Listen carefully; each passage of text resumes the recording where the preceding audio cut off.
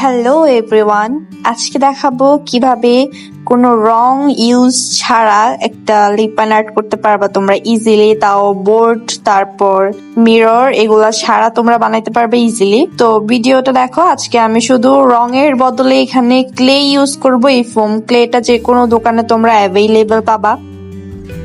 আজকাল তো বাইরে গেলে অ্যাভেলেবল যে কোনো দোকানে চোখ পড়বে যে এরকম ক্লে গুলা বাইরে সাজানো থাকে, বা যে কোনো কনফেকশনারিতে বলো বা অন্যান্য ছোটখাটো দোকান যেগুলো আছে এগুলাতে এমনি অ্যাভেলেবল পাওয়া যায়। আমি আগের ভিডিওতে দেখাইছিলাম যে আমি চিপসের প্যাকেট দিয়ে মিরর বানাইছিলাম বাসায়।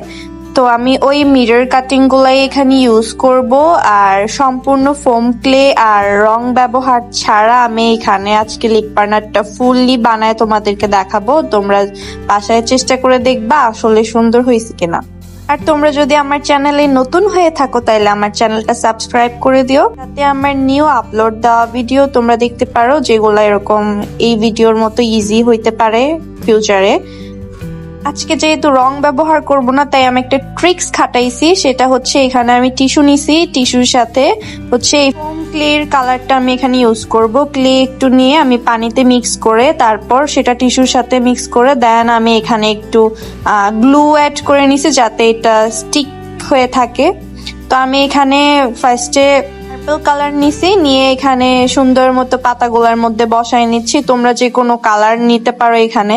তো আমি এখানে একটু হালকা রেড করার জন্য আমি একটু মেহেন্দি ইউজ করছি, কারণ ওই রেডটা এখানে নাই, আমি যে রেডটা চাচ্ছিলাম। তো এখানে আমি মেহেদি ইউজ করছি। তোমরাও যদি মেহেদি এখানে ইউজ করতে চাও তাহলে ট্রাই করবা যে 5 মিনিটে যেগুলা কালার হয়, মানে একটু মমতাজ তারপর স্মার্ট যে কোনো ডার্ক কালারের যেগুলা হয় ওইগুলা নিবা। কেউ অর্গানিক মেহেদি নিও না। তো এখানে আরেকটু রেড করার জন্য আমি আরেকটু বেশি করে অ্যাড করছি। তারপরে এটা ডার্ক রেড টাইপের একটা কালার আসছে। দেন এটাকে আমি টেক্সচার করার জন্য বেশি করে, মানে একটু 3D টেক্সচারের জন্য আমি একটু বেশি করে টিস্যু এখানে অ্যাড করছি। পরে শুকানোর পরে এই ফুল টেক্সচারটা থাকে না, একটু মানে চুপসে যায়।